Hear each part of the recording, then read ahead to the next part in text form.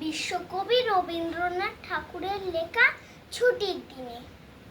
ওই দেখো মা, আকাশ ছেয়ে মিলিয়ে এলো আলো। আজকে আমার ছোট ছুটি, লাগলো না আর ভালো। ঘন্টা বেজে গেল কখন, অনেক হলো বেলা। তোমায় মনে পড়ে গেল, ফেলে এলাম খেলা। আজকে আমার ছুটি, আমার শনিবারের ছুটি। কাজটা আছে সব রেখে আয়, মা তোর পায়ে লুটি। দাঁড়ির কাছে এইখানে বস, এই হেতা চৌকাঠ।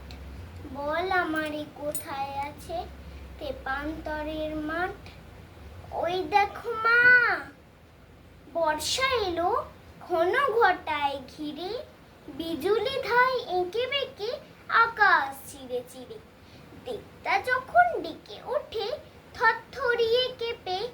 ভয় করতেই ভালোবাসি তোমায় বুকে চেপে। ঝুপঝুপিয়ে বৃষ্টি যখন বাঁশির বুনে পড়ে, কথা শুনতে ভালোবাসি বসে কোণের ঘরে। ওই দেখো মা, জানলা দিয়ে আসে জলের ছাঁট। বল গো আমায় কোথায় আছে তেপান্তরের মাঠ। কোন সাগরের তীরে মাগো, কোন পাহাড়ের পাড়ে।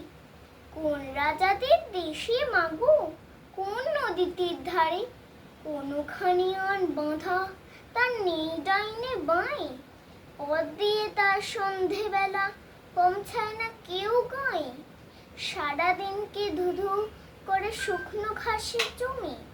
একটি গাছে থাকে শুধু ব্যঙ্গমা ব্যঙ্গমে।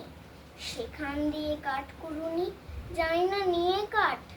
বল গো আমায় কোথায় আছে তেপান্তরের মাঠ। নমস্কার।